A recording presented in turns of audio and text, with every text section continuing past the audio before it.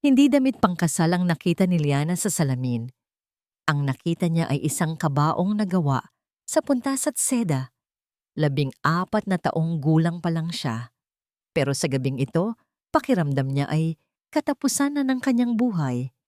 Nanginginig ang kanyang mga kamay habang hinahawakan ang laylayan ng gown. Masyado itong maluwag sa kanya. Ang makeup sa kanyang mukha ay parang maskara na hindi naman sa kanya. Tumingin siya sa kanyang mga mata sa refleksyon. Puno ito ng takot. Puno ng luha na pilit niyang pinipigilan. Sa labas ng kwarto, naririnig niya ang tunog ng ulan na humahampas sa bubong. Kasabay nito ang mga boses na nagmumula sa kabilang silid. Dahan-dahan, humakbang siya palapit sa pinto. Idinikit niya ang kanyang tenga sa malamig na kahoy. Narinig niya ang boses ng kanyang ama. Garalgal ito, pero malinaw ang bawat salita. Wala na tayong magagawa, Ising. Ito lang ang paraan. Sumagot ang kanyang ina, humihikbi. Pero bata pa siya, Ricardo. Musmos pa ang anak natin. Hindi niya alam ang papasukin niya. Alam ko. Tumaas ang boses ng ama. May halong galit at desperasyon. Pero ano ang gusto mong gawin ko? Hayaan na lang nating kamkamin ni Don Ricardo ang natitira nating lupa. Saan tayo pupulutin? Nanikip ang dibdib ni Liana. Napahawak siya sa kanyang bibig para pigilan ang pag-iyak. Bayad na ang utang natin kapag natuloy ang kasal ngayong gabi. Patuloy ng ama. At nangako si Don Ricardo, aalagaan niya si Lia. Magiging Donya ang anak mo. Donya. Sa edad na 14? Sa piling ng isang lalaking kasing tanda na ng kanyang ama? Isang lalaking kung tumingin sa kanya ay parang gutom na aso na nakakita ng karne? Hindi. Umiling si Liana. Tumulo ang luha sa kanyang pisngi.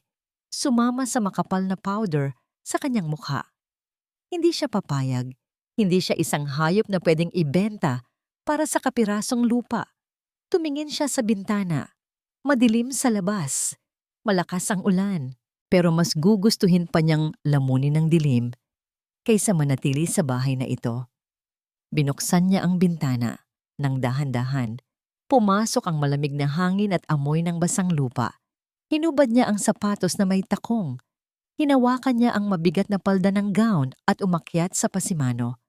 Lumingon siya sa pinto sa huling pagkakataon. Patawad, itay. Patawad, inay. Bulong niya. Tumalon siya. Bumagsak siya sa maputik na lupa. Masakit ang pagbagsak, pero wala siyang panahon para indahin ito. Tumakbo siya. Tumakbo siya nang mabilis palayo sa bahay na dati ay tinatawag niyang tahanan. Ang puting gown ay agad na naging kulay putik. Ang ulan ay bumura sa kanyang makeup. Ang mga tinik ng halaman ay sumugat sa kanyang mga paa at binti. Pero hindi siya huminto. Takbo lang siya ng takbo. Wala siyang direksyon. Basta palayo. Palayo sa kasal. Palayo kay Don Ricardo. Palayo sa mga magulang na nagtakwil sa kanya. Lumipas ang ilang oras o baka ilang minuto lang. Hindi niya alam. Ang alam lang niya ay pagod na siya. Nakarating siya sa may dalampasigan. Ang tunog ng mga alon ay sumasabay sa dagundong ng kanyang puso. Ang bigat ng basang gown ay parang hinihila siya pababa. Bumigay ang kanyang mga tuhod. Napaluhod siya sa buhangin. Humiga siya. Hinahayaan ng ulan. Nabasain ang kanyang mukha. Pagod na ako. Bulong niya sa hangin. Ipinikit niya ang kanyang mga mata. Hinihintay na lang kung ano ang mangyayari. Baka dito na siya matatapos. Baka kukunin na siya ng dagat. Pero may narinig siyang kaluskos. Mula sa dilim, may naaninag siyang liwanag. Isang lampara. Palapit ng palapit. Gusto niyang tumakbo ulit, pero wala na siyang lakas. Nanigas ang kanyang katawan sa takot. Mga tauhan ba ito ni Don Ricardo? Ibabalik ba siya sa impyernong tinakasan niya? Ang liwanag ay tumapat sa kanyang mukha. Napapikit siya sa silaw. Diyos ko, Victor, may tao dito. Isang boses ng babae. Hindi boses ng galit, kundi boses ng pag-aalala. Naramdaman niya ang mainit na kamay na humawak sa kanyang balikat. Iminulat niya ng kaunti ang kanyang mga mata. Nakita niya ang mukha ng isang ginang na may maamong mga mata. Sa likod nito, isang binatilyo na may hawak na lampara. Nakatingin sa kanya ng may pagkabigla at awa. Inalis ng ginang ang basang buhok na nakadikit sa mukha ni Liana. Tinitigan siya nito ng malalim. "Sino ka, Hija?" Tanong ng ginang sa malambing na tinig. "Kanino ka tumatakbo?" 15 taon ang lumipas. Sa isang marangyang korte sa Maynila, ang katahimikan ay halos pwedeng hiwain. Lahat ng mata ay nakatuon sa isang babae na nakatayo ng tuwid sa harap ng hukom. Ang kanyang buhok ay nakatali ng maayos. Ang kanyang suot na itim na blazer ay nagpapakita ng awtoridad at kapangyarihan. Ito si Attorney Liana Francisco. Dahil dito, kagalang-galang na hukom. Sabi niya, ang kanyang boses ay kalmado pero matalim. Malinaw na walang basehan ang mga akusasyon laban sa aking kliyente. Ang ebidensya ay gawa-gawa lamang. Ang abogadong kalaban ay tumayo para tumutol. Pero isang tingin lang mula kay Liana ay sapat na para patahimikin ito. Ngumiti ng bahagya si Liana. Ito ang mundo niya ngayon.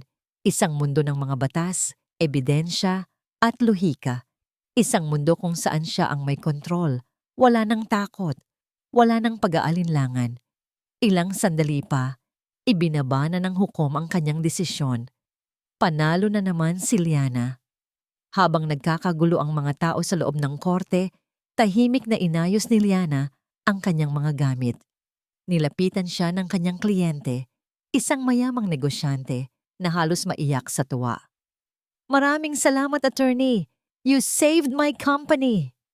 "Trabaho ko lang po, sir." Sagot niya ng may formal na ngiti. Hindi siya nagtagal. Umalis siya sa korte at sumakay sa kanyang mamahaling sasakyan. Habang nagmamaneho pa uwi sa kanyang condominium sa gitna ng syudad, ang maskara ng pagiging matigas na abogada ay unti-unting nawala. Ang kanyang mga balikat ay bahagyang bumagsak. Ang kanyang mga mata ay nawalan ng kislap. Malawak ang kanyang apartment. Mula sa salaming bintana nito, tanaw ang nagniningning na mga ilaw ng buong Maynila. Pero sa kabila ng lahat ng ito, ramdam niya ang matinding kalungkutan. Nagsalin siya ng isang basong tubig at naupo sa dilim. Ang tanging liwanag ay nagmumula sa syudad sa labas. 15 taon siyang nagsumikap para marating ito. Nag-aral siya ng mabuti, naging pinakamahusay sa kanyang klase. Itinayo niya ang kanyang pangalan bilang isa sa mga pinakakilalang abogado sa bansa. Ginawa niya ang lahat para ibaon sa limot ang batang si Lia na tumakbo sa putikan, suot ang isang punit na gown. Pero sa mga gabing tulad nito, kapag siya na lang mag-isa, bumabalik ang lahat. Ang anino ng nakaraan ay laging nariyan, naghihintay. Biglang umalingaw-ngaw ang tunog ng kanyang cellphone. Napakunot ang kanyang noo. Isang hindi rehistradong numero mula sa probinsya.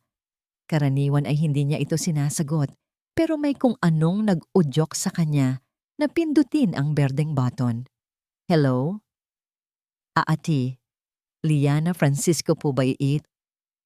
Isang basag na boses ng isang matandang babae ang narinig niya mula sa kabilang linya. "Ako nga." "Sino po sila?" "Ako po si Aling Nita. Lia. Hija, taga-baryo niyo dati." Naniga si Liana sa kanyang kinauupuan. Ang pangalan na matagal na niyang hindi ginagamit ay biglang nagpabalik ng napakaraming alaala. Bakit po kayo napatawag?" Tanong niya. Pilit na pinapakalma ang kanyang sarili. Narinig niya ang paghikbi ng matanda. "Kailangan namin ng tulong mo, Lia. Si Don Ricardo, gusto niyang kunin ang mga lupa namin sa dalampasigan. Ang mga lupang minana pa namin sa aming mga ninuno." Parang may bumara sa lalamunan ni Liana. Don Ricardo. Ang pangalan na yon ay parang laso na gumapang sa kanyang sistema. "Pinaalis na niya ang ilan sa amin. Patuloy ni Aling Nita. Kasama ang lupain ni na Aling Aen at ni Victor. Lia, ikaw lang ang pag-asa namin. Isa ka ng malaking abogada. Please, tulungan mo kami. Pagkatapos ng tawag, ibinaba ni Liana ang telepono. Nanginginig ang kanyang mga kamay. Hindi siya babalik. Tapos na siya sa lugar na yon. Tumayo siya at naglakad pabalik-balik sa kanyang sala. Pinaghirapan niya ang buhay na ito. Ang kapayapaan na ito. Hindi niya hahayaang sirain ito ng isang multo mula sa nakaraan. Pero habang tinitingnan niya ang kanyang refleksyon sa madilim na bintana, napadako ang kanyang tingin sa isang maliit na peklat sa kanyang braso. Isang peklat na nakuha niya mula sa isang matulis na sanga noong gabing tumakas siya. Hinaplos niya ito. Biglang bumalik ang lahat ng damdamin. Ang takot, ang galit, ang pakiramdam ng pagiging walang kapangyarihan. Hindi, mali. Hindi na siya ang batang tumatakbo sa dilim. Isa na siyang abogada. At may utang na dapat singilin. Pumunta siya sa kanyang kwarto, binuksan ang aparador, at inilabas ang isang malaking maleta. Nagsimula siyang mag-impake. Habang inilalagay niya ang kanyang mga damit sa loob, biglang umugong ang kanyang cellphone sa ibabaw ng kama. May bagong text message mula sa isang hindi kilalang numero. Binuksan niya ito. 2 pangungusap lang ang nakasulat, pero sapat na yon para magpatayo ng balahibo sa kanyang batok. Huwag kang bumalik. Nakalimutan mo na ba ang kaya niyang gawin? Habang tinatahak ng bus ang pamilyar na daan, papasok sa kanyang bayan, pakiramdam ni Liana ay bumabalik din siya sa nakaraan. Ang bawat puno, bawat lumang bahay, bawat liko ng kalsada ay may dalang alaala. Hawak niya ng mahigpit ang kanyang cellphone kung saan nakasave pa rin ang mensahe ng pagbabanta. Hindi niya ito binura. Gusto niyang maalala ang panganib na kanyang hinaharap. Gusto niyang maalala kung bakit siya bumalik. Pagbaba niya ng bus, sinalubong siya ng amoy ng dagat at ng tingin ng ilang mga taong nakakilala sa kanya. May mga bumati, may mga nagbulungan. Hindi niya sila pinansin. Naglakad siya sa pamilyar na daan patungo sa dalampasigan kung saan nakatayo pa rin ang maliit na bahay ni na Aling Aen. Nakita niya si Victor sa di kalayuan, nag-aayos ng lambat. Mas matangkad na ito ngayon, mas malapad ang mga balikat. Pero ang mga mata niya, nang lumingon ito at makita siya, ay ganoon pa rin. Puno ng isang pamilyar na lungkot, pero ngayon ay may bahid ng pag-asa. Lia, sabi ni Victor, ang boses niya ay bahagyang nagulat. Nakabalik ka. Tumawag si Aling Nita. Simpleng sagot ni Liana habang inilalapag ang kanyang bag. Lumapit si Aling Aen mula sa loob ng bahay at niyakap siya ng mahigpit. Hija, nag-alala kami sa'yo. Mainit ang pagsalubong, pero ramdam ni Liana ang distansya. Hindi na siya ang batang Lia na kinupkop nila. Isa na siyang dayo sa sarili niyang nakaraan. Kinagabihan, bago ang pulong sa barangay, pinuntahan ni Liana ang bahay ng kanyang mga magulang. Mas maliit na ito ngayon sa kanyang paningin. Mas luma. Sinalubong siya ng kanyang ina na payat na. Ang mga mata ay laging namumugto. Ang kanyang ama ay nakaupo sa isang silyang tumba. Uugod-ugod na. Walang yakap, walang mainit na pagbati. Anak, sabi ng kanyang ama. Hirap na tumayo. Tiningnan sila ni Liana ng malamig. Ang lahat ng sakit at galit na tinago niya sa loob ng 15 taon ay bumalik. Nandito ako para sa mga mangingisda. Sabi niya, ang boses ay walang emosyon. Hindi para sa inyo. Tumalikod siya bago pa man may masabi ang mga ito. Sa community hall, puno ng tensyon ang hangin. Nandoon ang halos lahat ng mangingisda. Ang kanilang mga mukha ay puno ng pangamba. At sa harap, nakaupo si Don Ricardo. Hindi ito gaanong tumanda. Ang suot nitong mamahaling barong at makintab na sapatos ay tila nang iinsulto sa kahirapan ng lugar. Nagsasalita ito. Ang boses ay malumanay, at puno ng pangako. Huwag kayong mag-alala. Ang proyektong ito ay para sa ikauunlad ng ating bayan. Hindi na nakapagtimpi si Liana. Tumayo siya mula sa likuran. Lahat ng mata ay napunta sa kanya.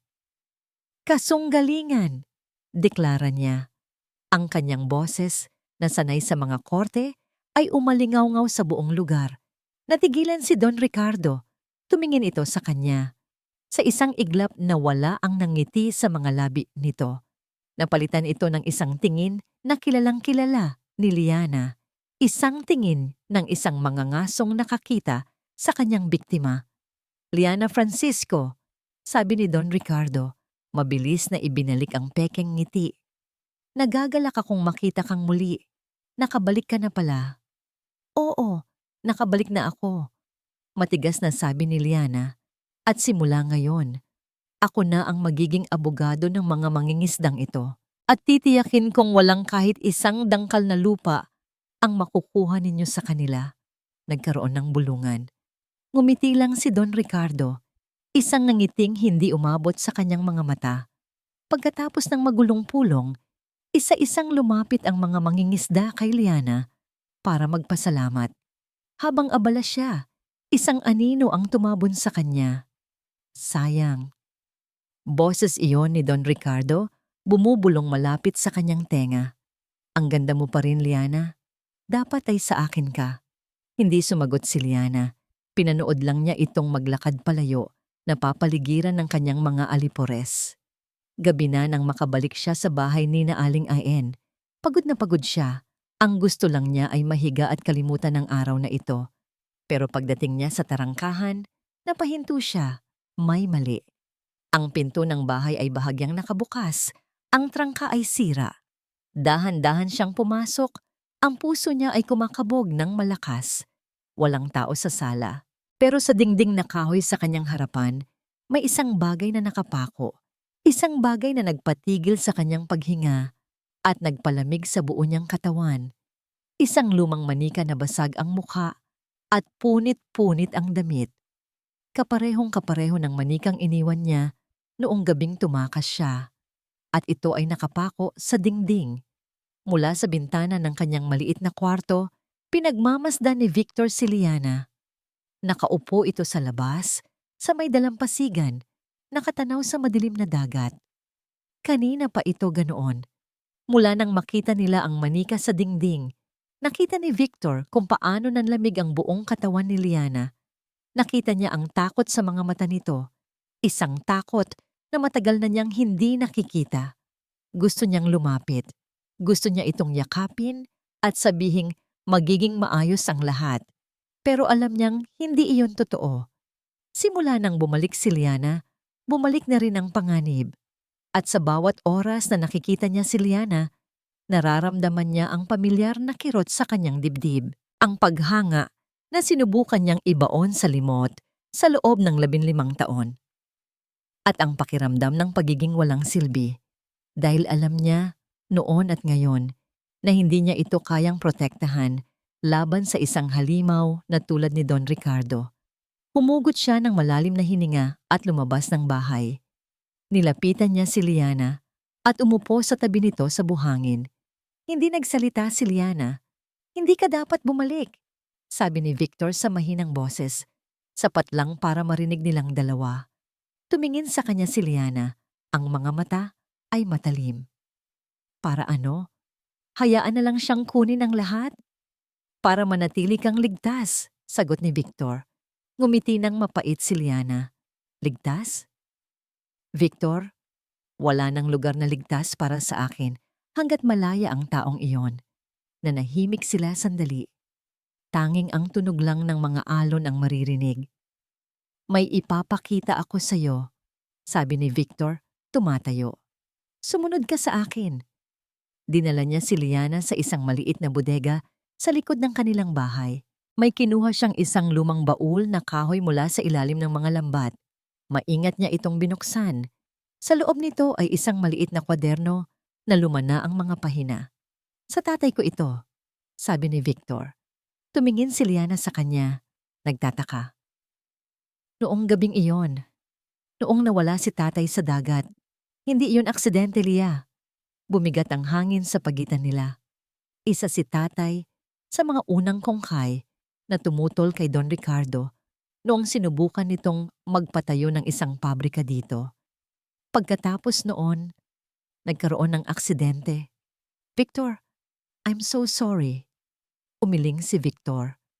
Matagal na yon, pero bago siya nawala, palagi siyang may isinusulat sa kwadernong ito. Mga pangalan, mga petsa, mga numero. Hindi ko maintindihan ang lahat ng ito, pero sigurado akong may kinalaman ito sa mga ilegal na gawain ni Don Ricardo. Inabot niya ang kwaderno kay Liana. Nagdalawang isip si Liana, pero kinuha rin niya ito. Nang magdikit ang kanilang mga kamay, pareho silang nakaramdam ng kuryente.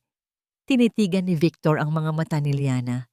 Naniniwala akong kaya mong tapusin ang hindi nagawa ng tatay ko, sabi niya. Pero mag-iingat ka, Liana. Parang awa mo na. Tumango si Liana, hindi maalis ang tingin sa kwaderno. Salamat, Victor. Bumalik sila sa labas. Ang tensyon ay napalitan ng isang kakaibang koneksyon, isang pag-unawa na pareho silang biktima ng iisang tao. Kinabukasan, maagang umalis si Liana.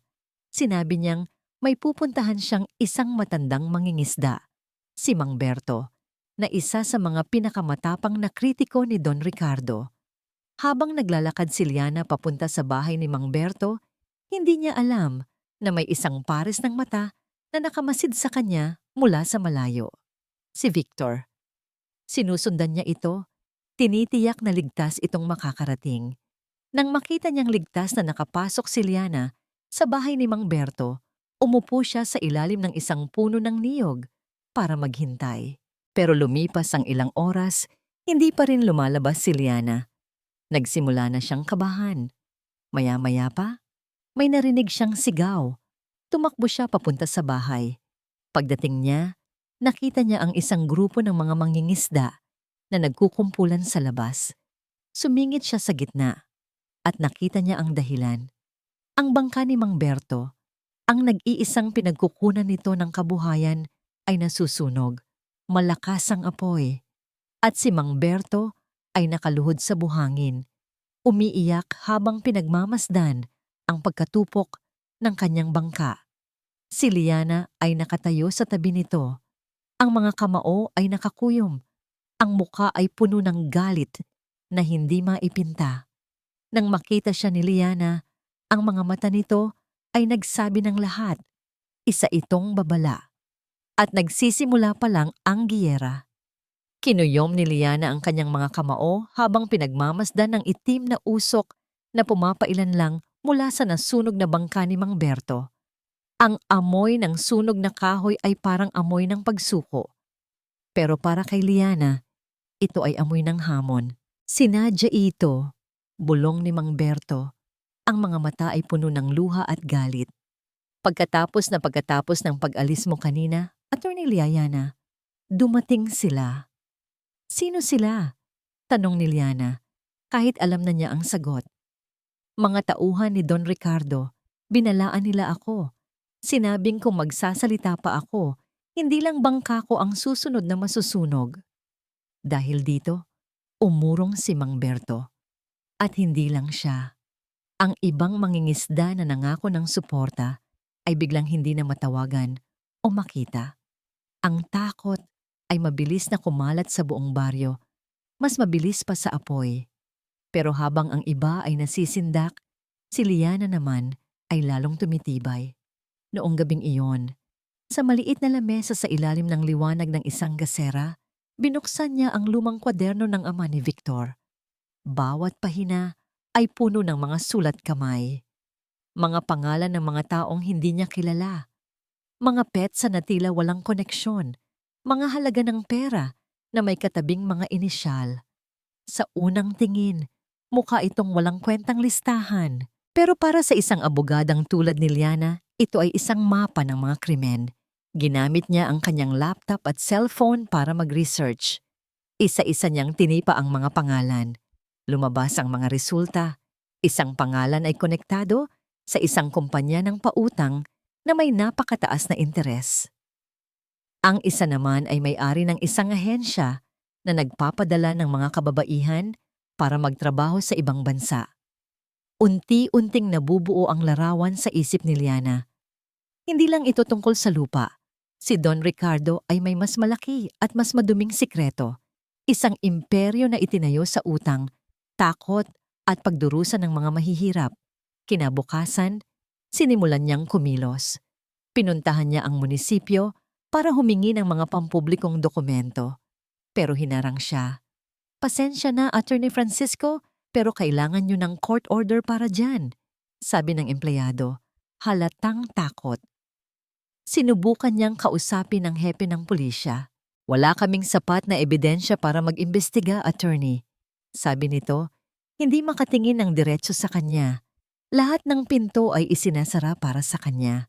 Ramdam niya ang mahabang kamay ni Don Ricardo sa bawat sulok ng bayang ito. At hindi lang iyon. Nagsimula na ring kumalat ang mga tsismis tungkol sa kanya. Narinig niyo ba? Kaya daw iyan nag-abogado para makaganti sa sarili niyang mga magulang. Kawawa naman daw si Don Ricardo. Tinulungan na nga ang pamilya, siya pa ang masama. Baka naman may gusto lang talaga siya sa pera ng Don. Ang mga salitang yon ay parang maliliit na karayom na tumutusok sa kanya. Ang mga taong dati ay tinitingala siya, ngayon ay tinitingnan siya nang may pagdududa. Isang gabi, pagod na pagod siyang umuwi. Sinalubong siya ni Victor na may daladalang hapunan. "Huwag mo silang pansinin," sabi ni Victor, na parang nababasa ang nasa isip niya. "Inggit lang sila sa tapang mo." Napangiti ng bahagya si Liana. "Salamat, Victor." Pero biglang tumunog ang cellphones niya. Si Don Ricardo. "Hello, Liana," sabi nito sa kabilang linya. Ang boses ay kalmado at mapangasar. "Nabalitaan kong nahihirapan ka raw. Baka gusto mong tanggapin na lang ang alok ko? Isang pirma mo lang at titigilan na kita." "Hinding-hindi," sagot ni Liana, matigas. Tumawa si Don Ricardo. "Ikaw ang bahala. Pero tandaan mo, lahat ng tao ay may kahinaan."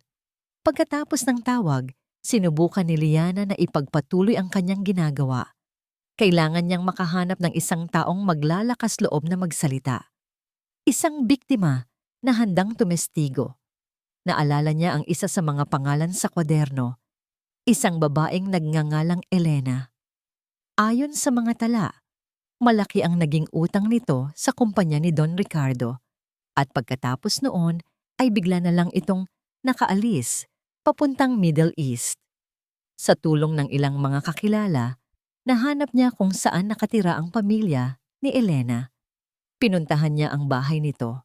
Nadatnan niya ang isang matandang babae, ang ina ni Elena. Natakot na takot. Sa simula ay ayaw nitong magsalita. Pero nang makita nito ang sinseridad sa mga mata ni Liana, bumigay ito. Umiiyak nitong ikinuwento kung paano sila nabaon sa utang at kung paano naging kabayaran si Elena. Ilang taon na silang walang balita mula sa anak. Ito na ang kailangan ni Liana. Isang matibay na testimonya. Umalis siya sa bahay na yon na may bagong pag-asa. Pero habang naglalakad siya sa madilim na eskinita pabalik, naramdaman niyang may sumusunod sa kanya. Binilisan niya ang kanyang paglakad, pero bumilis din ang mga yabag sa likod niya. Lumingon siya. Dalawang malalaking lalaki ang mabilis na lumalapit. Napatakbo si Liana.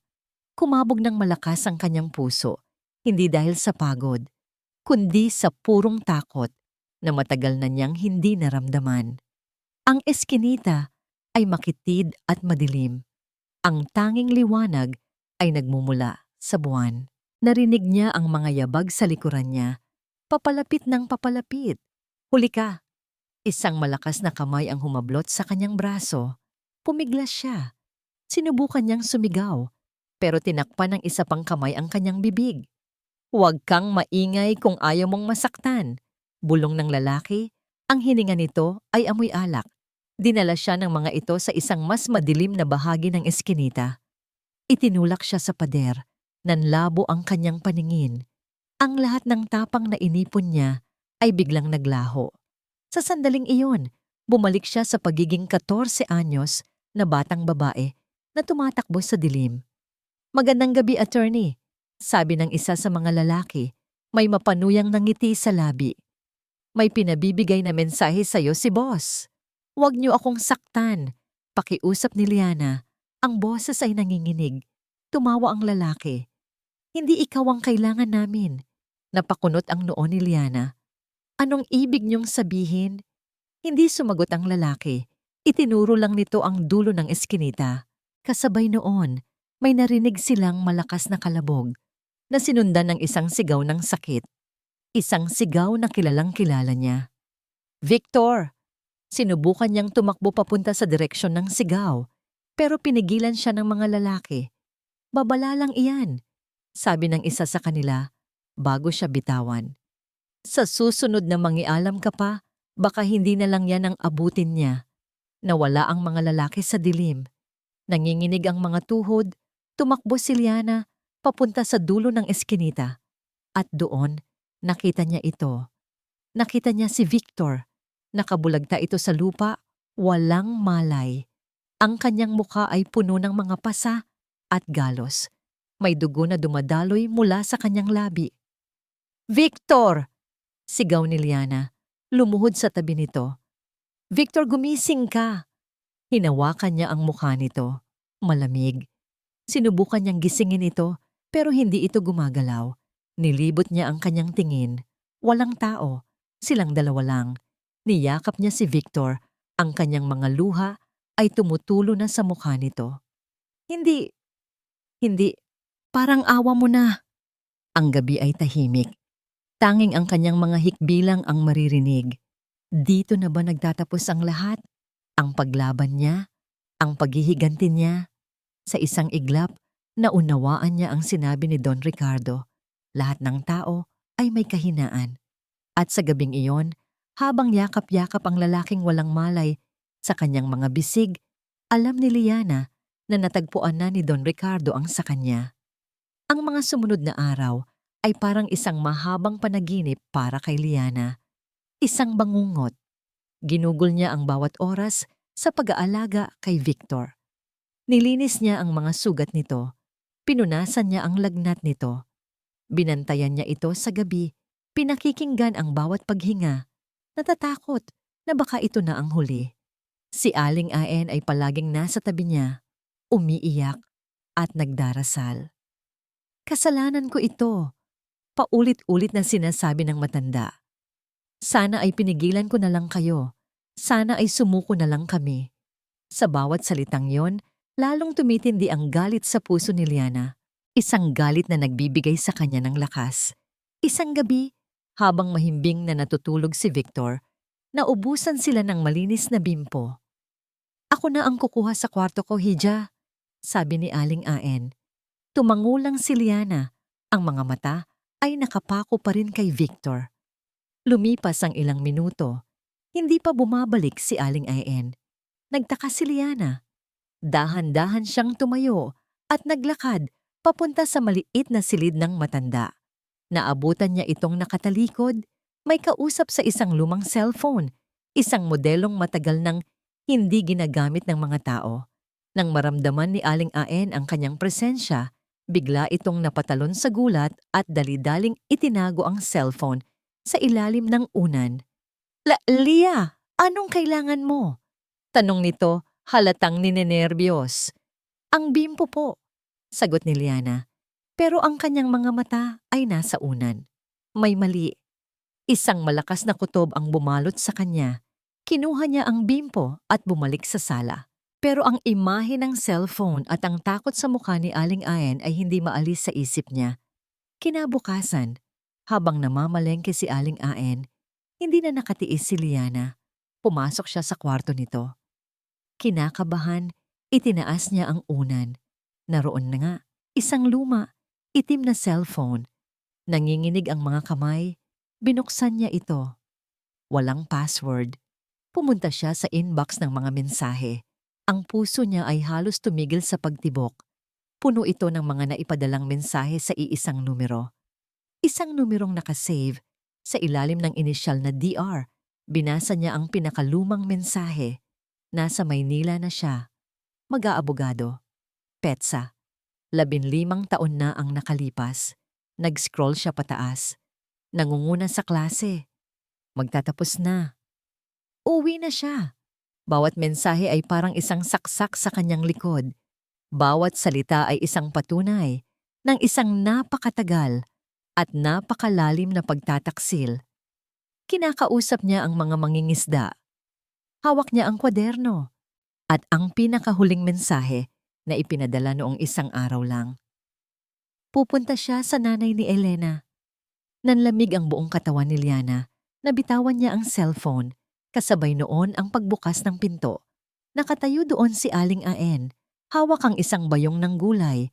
Ang mukha ay puno ng pagod. Pero nang makita nito ang cellphone sa sahig at ang itsura ng mukha ni Liana, nabitawan din nito ang kanyang daladala. Kumalat ang mga gulay sa sahig. Lia, bulong ni Aling Aen. Ang mukha ay biglang namutla. Anak, magpapaliwanag ako. Hindi makapagsalita si Liana. Pinulot niya ang cellphone at itinapat ito sa mukha ng babaeng tinuring niyang pangalawang ina. Bakit? Isang salita na puno ng sakit, pagtataka, at pait. Bakit? Napaluhod si Aling Aen. Humagulgol ito. Ang katawan ay nanginginig sa matinding pagsisisi. Patawarin mo ako, anak. Patawarin mo ako. Bakit? Inulit ni Liana. Mas malakas na ngayon. Ang boses ay basag na. Tumingala si Aling Aen. Ang muka ay basang-basa ng luha. Pinilit niya ako, Lia. Pagkatapos mong tumakas noon, pinuntahan niya ako. Sinabi niya, alam niyang tinutulungan ko ang tumakas na asawa niya. Binalaan niya ako. Huminga ng malalim ang matanda bago magpatuloy. Sinabi niya, kung hindi ako magiging mata at tenga niya, kung hindi ko sasabihin sa kanya ang bawat galaw mo, si Victor ang babalikan niya, ang nag-iisa kong anak. Para siyang binuhusan ng nagyayelong tubig. Naintindihan na niya ang lahat, ang bawat kabaitan, ang bawat pag-aalala, ang bawat yakap, lahat ay kasinungalingan. Kaya alam niya ang lahat.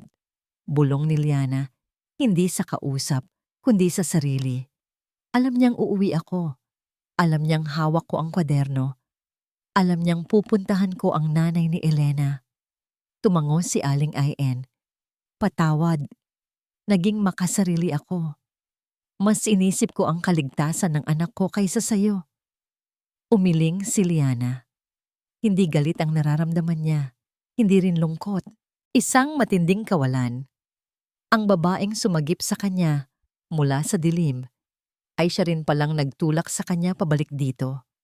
Ang taong pinagkatiwalaan niya ng buong puso ay siya palang unti-unting dumudurog nito sa loob ng 15 taon.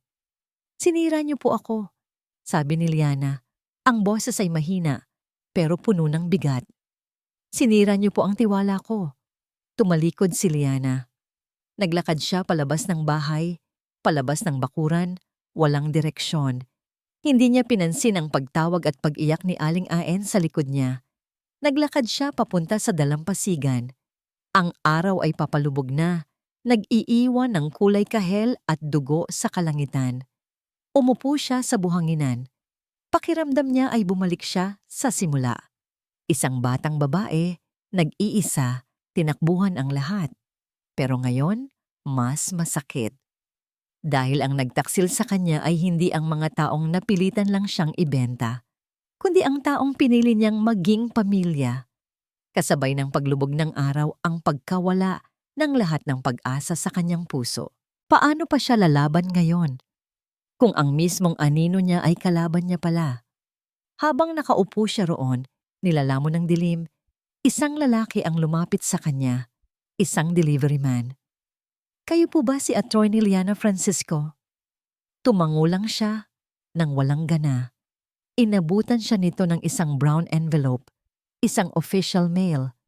Pinapabigay po ng korte, sabi ng lalaki bago umalis. Binuksan niya ang sobre. Sa loob, isang formal na dokumento isang subpoena. Idinidemanda siya ni Don Ricardo, isang kaso ng libel and defamation of character. At habang binabasa niya ang mga detalye, isang pangalan sa listahan ng mga testigo ng kabilang panig ang tumatak sa kanyang isipan. Isang pangalan na tuluyang gumuho sa natitira pa niyang katatagan. Primary witness, A.N. de la Cruz. Ang bigat ng subpoena sa kamay ni Liana ay parang bigat ng buong mundo. Binasa niya ulit ang pangalan. Primary witness, A.N. de la Cruz. Hindi na siya umiyak. Parang naubos na ang lahat ng luha sa kanyang katawan. Ang nararamdaman niya ay isang nakakamanhid na lamig. Isang pagtanggap sa isang mapait na katotohanan. Talo na siya. Paano ka lalaban sa isang kaaway na alam ang lahat ng iyong iniisip, lahat ng iyong plano, bago mo pa man ito gawin? Paano ka mananalo kung ang taong dapat ay kakampi mo ay siya palang naghahanda ng iyong pagbagsak? Bumalik siya sa bahay. Ang bahay na dati ay naging kanlungan niya, ngayon ay parang isang kulungan na puno ng kasinungalingan. Naabutan niya si Aling Ayen na nakaupo pa rin sa sahig, umiiyak. Si Victor naman ay gising na, nakasandal sa dingding. Ang muka ay puno ng pagkalito at sakit habang tinitingnan ang kanyang ina at si Liana. Hindi nagsalita si Liana. Dumaan lang siya sa gitna nila, pumasok sa kwartong tinutulugan niya at isinara ang pinto. Kinuha niya ang maleta na dinala niya mula sa Maynila. Binuksan niya ito sa sahig. Nagsimula siyang mag-impake. Isa-isa niyang inilagay ang kanyang mga damit. Bawat damit ay may alaala. Ang blusang suot niya nang una niyang harapin si Don Ricardo. Ang panyong ginamit niya para punasan ang dugo ni Victor. Ang blazer na nagbibigay sa kanya ng kumpiyansa sa korte. Ngayon, lahat ng iyon ay parang mga costume na lang, sa isang dulang bigo ang wakas. Kinuha niya ang mga folder ng kaso, ang mga dokumento, ang kwaderno ng ama ni Victor. Tinitigan niya ang mga ito, ang lahat ng kanyang pagod, ang lahat ng puyat, ang lahat ng panganib na kanyang sinuong, para sa wala. Ibinato niya ang mga ito sa isang sulok ng kwarto. Kumalat ang mga papel sa sahig. Mga piraso ng kanyang nawasak na pag-asa. Biglang bumukas ang pinto. Si Victor. Nakatayo ito roon, hirap na hirap. Nakasandal sa hamban ng pinto. Ang kanyang mukha ay puno pa rin ng pasa, pero ang mga mata niya ay puno ng pakiusap. Liana, anong ginagawa mo? Uuwi na ako, sagot ni Liana. Hindi tumitingin sa kanya. Hindi ka pwedeng sumuko, sabi ni Victor, humakbang papasok. Narinig ko ang paliwanag ni Inay. Alam kong masakit pero... Masakit! Humarap si Liana sa kanya at sa unang pagkakataon, nakita ni Victor ang isang bagay na mas nakakatakot kaysa sa galit. Nakita niya ang kawalan, walang emosyon, walang buhay. Hindi ito masakit, Victor, sabi ni Liana. Ang boses ay malamig at walang kulay. Ito ang katotohanan. Mulat sa pool, wala na dapat akong pinagkatiwalaan. Mulat sa pool, mag-isa lang dapat ako. Hindi totoo yan. Nandito ako, Lia. Lalaban tayo ng magkasama. Isang mapait na tawa ang kumawala sa mga labi ni Liana. Lalaban? Paano? Ang ina mo mismo, ang tatayong testigo, laban sa akin. Ang ina mo, na tinuring kong pamilya, ay ibinenta rin ako, katulad ng ginawa ng sarili kong mga magulang. Sumigaw siya. Bakit pa ako lalaban? Maging ang ina mo ay pinagkanulo ako. Sa labas ng kwarto, sa likod ng bahagyang nakabukas na pinto, narinig ni Aling Aen ang lahat. Napahawak siya sa kanyang bibig. Ang puso ay dinudurog ng bawat salita. Lumapit si Victor. Hinawakan ang braso ni Liana. Huwag mong sabihin yan. Iwinaksi ni Liana ang kamay nito. Huwag mo akong hawakan. Tapos na. Tapos na ang laban. Uuwi na ako sa Maynila, kung saan walang nakakakilala sa akin, kung saan walang makakasakit sa akin. At kayo, bahala na kayo sa buhay niyo. Isinara niya ang maleta. Ang tunog ng pag-click ng lock ay parang tunog ng pagsasara ng isang kabanata. Ang huling kabanata ng kanyang buhay sa bayang ito. Kinuha niya ang kanyang bag at naglakad papunta sa pinto. Hinarangan siya ni Victor. Lia, parang awa mo na. Tinitigan niya ito ng diretso sa mata. Umalis ka sa daan ko, Victor. Bago pa man makasagot si Victor, isang boses ang narinig nila mula sa pintuan ng bahay. Isang boses na mahina at garalgal. Anak. Napalingon silang dalawa. Nakatayo roon ang kanyang ama at ina. Mukha silang mas matanda, mas pagod at puno ng takot. Anak, patawarin mo kami, sabi ng kanyang ama.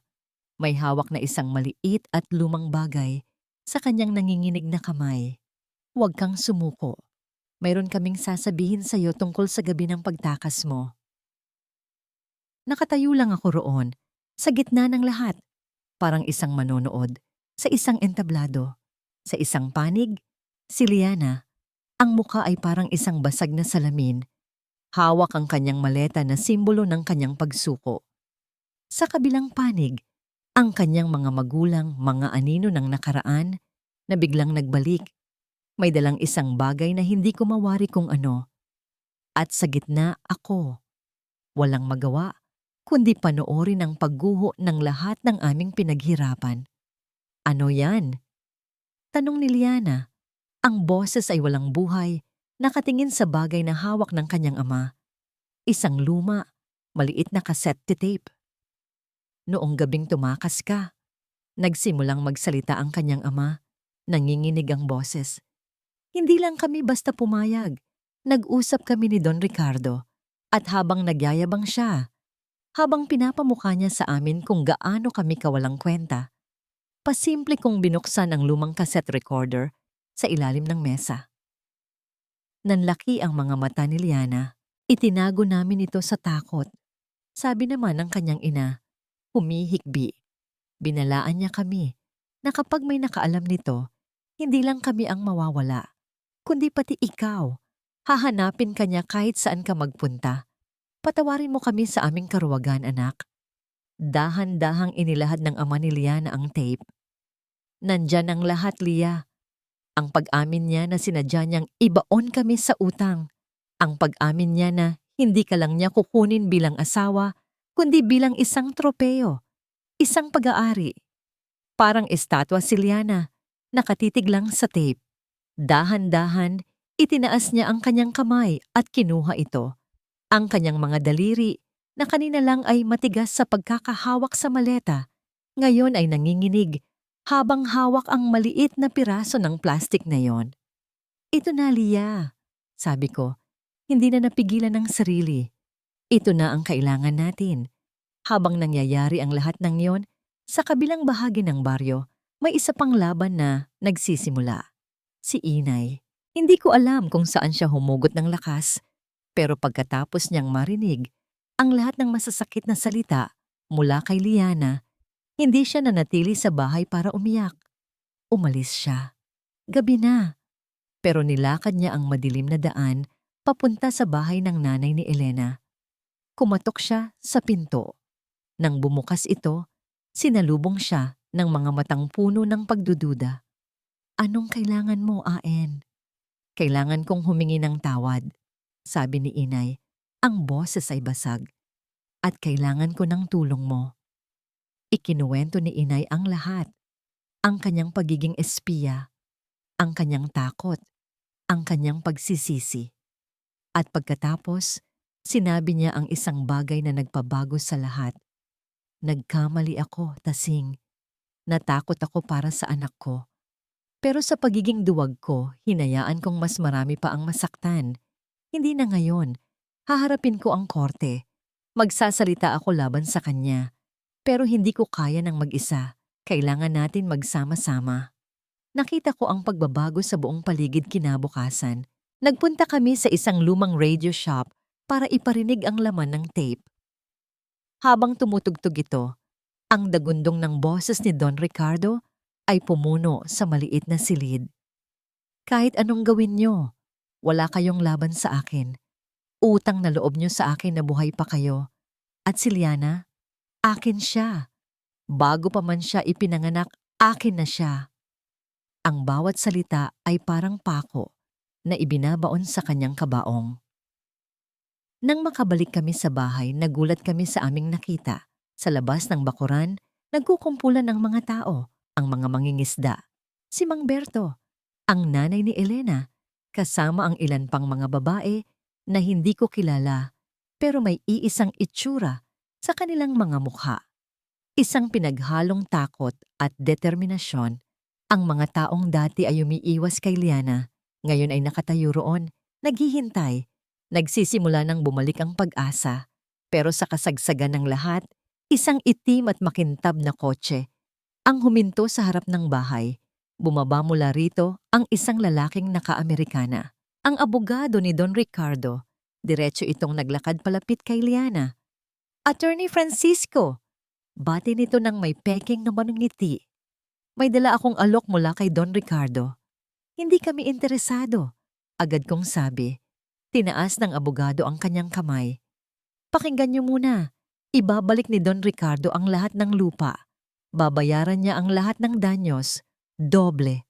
Triple. At lahat ng kaso laban sa'yo, sabi nito, tumingin kay Liana, ay iuurong niya. Natahimik ang lahat. Ang alok ay napakaganda para maging totoo. Ano ang kondisyon? Tanong ni Liana. Ang boses ay malamig. Ngumiti ang abogado. Simple lang. Ibigay niyo sa amin ang tape. At ikaw, Attorney Francisco, ay aalis sa bayang ito at hindi na kailanman babalik. Ang hangin ay biglang bumigat. Ang alok ay isang lason na binalot sa ginto. Lahat kami ay nakatingin kay Liana. Naghihintay. Tatanggapin ba niya ang alok na magpapalaya sa amin sa hirap? O ipagpapatuloy niya ang laban na maaaring ikamatay naming lahat? Ang araw ng paglilitis ay dumating na parang isang paparating na bagyo. Ang hangin ay mabigat sa tensyon. Ang langit ay kulay abo. Sa loob ng korte, ang bawat upuan ay puno. Nandoon ang mga mangingisda. Ang kanilang mga mukha ay pinaghalong takot at pag-asa. Nandoon ang mga pamilya, mga kaibigan, at maging ang mga tsismosa ng bayan. Sa isang panig, si Don Ricardo, nakaupo ng may kumpiyansa, ang kanyang mamahaling barong ay tila kumikinang sa ilalim ng ilaw. Sa tabi niya, ang kanyang abogado, abala sa pag-aayos ng sandamakmak na papel. Sa kabilang panig, ako, si Liana, hindi ako nakaupo. Nakatayo ako, nakaharap sa abogado ni Don Ricardo sa labas ng korte bago magsimula ang lahat. Ito ang huling pagkakataon, Attorney Francisco, sabi ng abogado. Tinatanggihan niyo ba talaga ang alok namin? Tiningnan ko siya ng diretso sa mata. Hindi ako sumagot. Kinuha ko ang papel na naglalaman ng kanilang alok. At sa harap niya, sa harap ng lahat ng taong nakatingin, dahan-dahan ko itong pinunit. Pinunit ko ito sa gitna. Pagkatapos ay sa gitna ulit. Hanggang sa maging maliliit na piraso na lang ito. Binitawan ko ang mga piraso ng papel. Ang mga ito ay dahan-dahang nahulog sa sahig na parang mga tuyong dahon. Tumalikod ako at pumasok sa loob ng korte nang hindi na muling lumilingon. Nagsimula ang paglilitis. Ang abogado ni Don Ricardo ang unang nagsalita. Puno ng matatamis na salita at mga teknikal na termino. Pinalabas niyang si Don Ricardo ay isang biktima, isang pilantropo na sinisiraan lamang ng isang ambisyosang abogada na may personal na galit. Pagkatapos, turn ko na. Tumayo ako. Hindi ako pumunta sa gitna. Nanatili ako sa aking kinatatayuan. Ang buong silid ay tumahimik. Hindi ako narito ngayon bilang isang abogada. Sinimulan ko. Ang boses ko ay kalmado pero matatag. Umaabot sa bawat sulok ng silid. Ako ay narito bilang si Liana, ang batang babae na tinakbuhan ng kanyang kasal sa edad na 14. Ang batang babae na ibinenta ng sarili niyang mga magulang dahil sa utang na sinadyang ipataw sa kanila. Narinig ko ang mga bulungan. Tumingin ako kay Don Ricardo. Ang pekeng ng ngiti sa kanyang labi ay unti-unting nawawala. Ang kasong ito ay hindi tungkol sa paninirang puri. Patuloy ko. Ito ay tungkol sa mga taon ng pang-aabuso, pananakot at kasakiman. Ito ay tungkol sa mga buhay na sinira ng isang tao na nagtatago sa likod ng kanyang kapangyarihan. Pagkatapos noon, tinawag ko ang aking mga testigo. Ang una, ang aking ama at ina. Umiiyak silang ikinuwento ang kanilang kahinaan at ang pagmamanipula ni Don Ricardo. Sumunod, ang nanay ni Elena at ang iba pang mga babae. Ang kanilang mga testimonya ay parang mga alon na humahampas sa pader ng mga kasinungalingan ni Don Ricardo. At pagkatapos, ang pinakainaabangan ng lahat, tinawag ko ang susunod na testigo. Tinatawag ko po sa witness stand si Ginang Aen de la Cruz. Tumayo si Aling Aen, nanginginig ang buong katawan. Naglakad siya papunta sa harap. Hindi niya tiningnan si Don Ricardo. Sa akin lang siya nakatingin. Sa kanyang mga mata, nakita ko ang matinding pagsisisi. Ginang de la Cruz, sinimulan ko. Totoo ba na sa loob ng 15 taon, nagsilbi kang espiya para kay Don Ricardo at ipinagkanulo mo ang tiwala ng babaeng tinuring mong anak? Tumingin siya sa hukom, tumingin siya sa mga tao, at tumingin siya sa akin.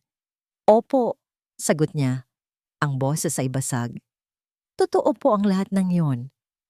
Isang malakas na bulungan ang pumuno sa korte. Mabilis na tumayo ang abogado ni Don Ricardo. Objection! Your Honor, this is... I o overrule ang objection, sabi ng hukom. Ang mga mata ay nakapako kay Aling Aen. Magpatuloy ka, Ginang de la Cruz. Ikinuwento ni Aling Aen ang lahat. Ang pagbabanta, ang takot, ang bawat mensaheng ipinadala niya. Pagkatapos ng kanyang testimonya, ang kumpiyansa sa mukha ni Don Ricardo ay tuluyan nang nawala. Napalitan ito ng purong galit. At para sa huling bahagi, naglabas ako ng isang maliit lumang cassette player. Your Honor, mayroon po akong huling ebidensya. Isinaksak ko ito at pinindot ang play. Ang boses ni Don Ricardo, arogante at malupit, ay umalingaw-ngaw sa buong silid. Akin siya. Bago pa man siya ipinanganak, akin na siya. Sa pagtunog ng mga salitang iyon, ang mukha ni Don Ricardo ay nagbago. Ang kanyang balat ay namutla. Ang kanyang mga mata ay nanlisik. Nawala ang lahat ng bakas ng pagiging isang kagalang-galang na politiko. Ang lumabas ay ang tunay na siya, isang halimaw. Nang matapos ang tape, ang katahimikan sa korte ay nakakabingi. Ang hukom ay nakatingin kay Don Ricardo ng may pandidiri. Tapos na ang lahat. Alam na ng lahat. Bigla, sa gitna ng katahimikan, isang silya ang tumunog. Tumayo si Don Ricardo. Mga sinungaling! Sigaw niya, ang boses ay puno ng lason. Lahat kayo ay mga sinungaling, mga walang utang na loob. Tumingin siya sa akin, ang mga mata ay nag-aapoy sa galit. At ikaw, dinuro niya nako. Dapat ay hindi na kita binuhay. Sinubukan niyang sugurin ako. Sinubukan niyang tumakbo papunta sa aking direksyon. Pero bago pa man siya makalapit, dinakma na siya ng mga gwardiya ng korte. Pumipigla siya. Nagwawala. Sumisigaw ng mga pagbabanta. Pero wala na. Wala nang nakikinig. Habang hinihila siya palabas ng korte, ang kanyang mga sigaw ay unti-unting humina. Hanggang sa ang tanging natira na lang ay ang katahimikan. Ang katahimikan ng hustisya. Ang desisyon ng korte ay mabilis na ibinaba. Habang buhay na pagkabilanggo para kay Don Ricardo. Walang parole. Nang marinig ng mga tao sa labas ng korte ang hatol, isang malakas na sigawan ng tuwa ang umalingaw-ngaw. May mga nagyakapan. May mga umiiyak sa galak. Ang takot na bumalot sa aming bayan sa loob ng napakaraming taon ay biglang naglaho na parang usok na hinipan ng hangin. Sa gitna ng selebrasyon, hindi ako nakiisa. Tahimik akong umalis sa korte at naglakad. Hindi papunta sa dalampasigan, kundi papunta sa lumang bahay ng aking mga magulang. Naabutan ko silang nakaupo sa labas, magkahawak kamay, naghihintay, walang nagsalita. Umupo ako sa tabi nila. Sa unang pagkakataon, sa loob ng 15 taon, umupo ako sa pagitan ng aking ama at ina. Tumingin ako sa malayo, sa mga bukirin na dati ay pag-aari namin. "Patawad anak," sabi ng aking ama. Ang boses ay basag. Hindi ako sumagot agad. Pinakiramdaman ko ang sarili ko. Hinahanap ko ang galit, ang sakit, ang puot. Pero wala na. Ang naroon na lang ay isang pagod na pag-unawa. "Alam ko po," sabi ko sa wakas. "Alam kong natakot din kayo." Naramdaman ko ang kamay ng aking ina na humawak sa aking kamay. Mainit. Sa pagkakataong yon, sa simpleng hawak na yon, nagsimulang maghilom ang isang sugat na napakatagal kong ininda. Hindi pa ito ganap na magaling, pero nagsisimula na. Kinagabihan, nagkaroon ng malaking salu-salo sa dalampasigan. May mga tugtugan, sayawan, at napakaraming pagkain. Ang buong bayan ay nagdiriwang. Nakita ko si Victor na nakikipagtawanan sa ibang mga mangingisda. Ang mga pasa sa kanyang mukha ay medyo nawala na, at ang ngiti sa kanyang labi ay totoo at walang halong pag-aalala.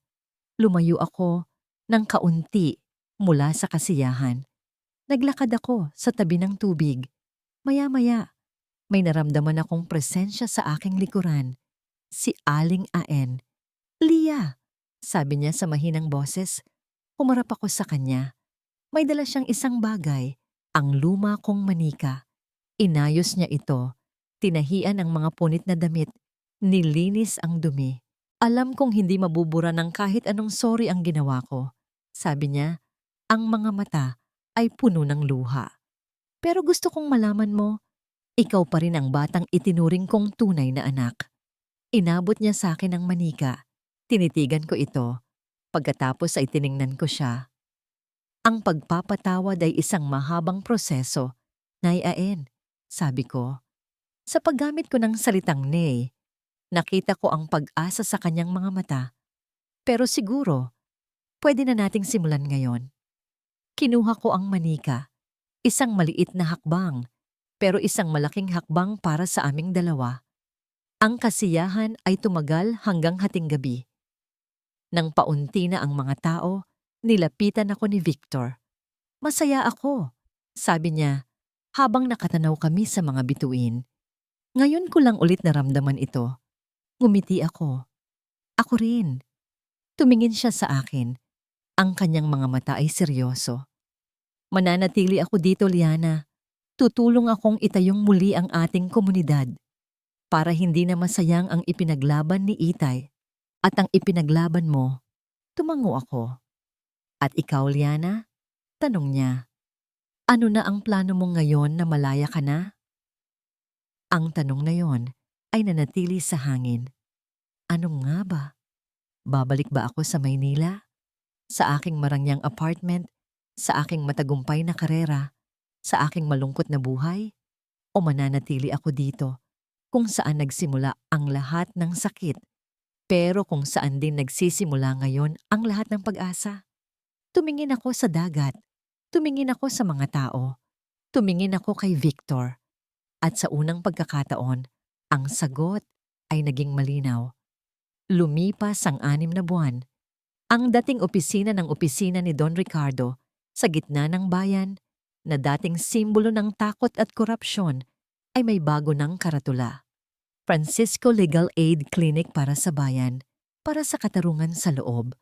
Ako ay nakaupo sa isang simpleng lamesang kahoy, kaharap ang isang matandang mangingisda na nagpapatulong tungkol sa titulo ng kanyang lupa. Wala akong suot na mamahaling blazer, isang simpleng blusa at pantalon lang. Wala rin akong magarang opisina na tanaw ang buong syudad. Ang tanaw ko mula sa aking bintana ay ang palengke, ang mga batang nagtatakbuhan, at ang asul na dagat sa di kalayuan. "Huwag po kayong mag-alala, Tay Ambo," sabi ko sa matanda ng may ngiti. Aayusin po natin ito. Pagkaalis ng matanda, napabuntong hininga ako. Isang buntong hininga hindi ng pagod, kundi ng kasiyahan. Pinili kong manatili. Ibinenta ko ang aking kondominium sa Maynila.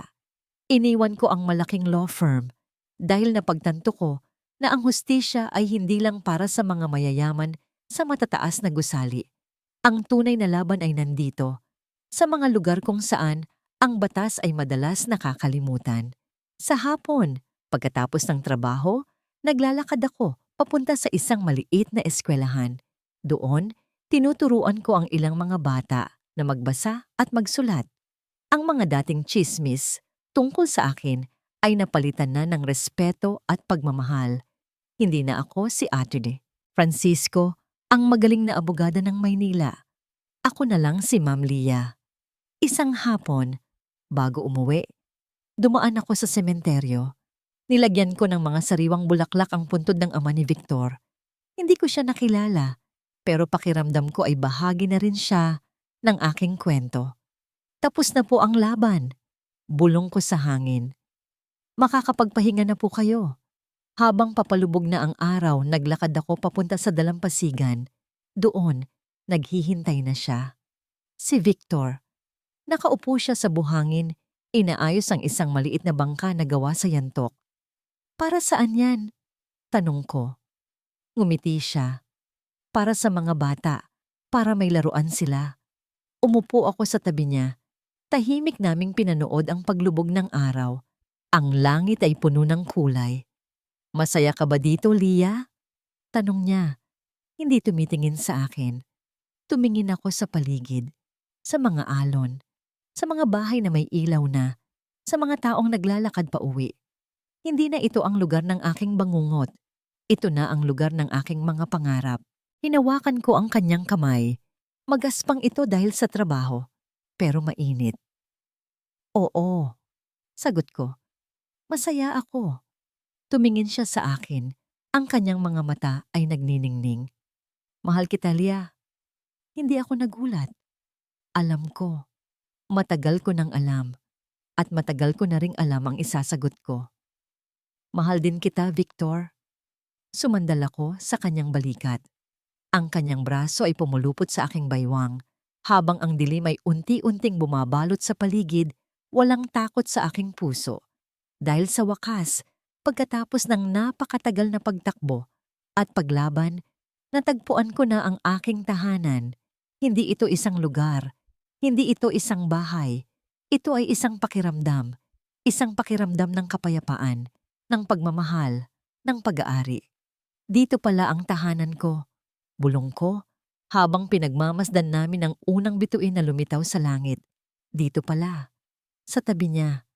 At dito nagtatapos ang kwento ni Liana, ang babaeng tumakas mula sa dilim upang hanapin ang liwanag ng katarungan, pagpapatawad at pag-ibig.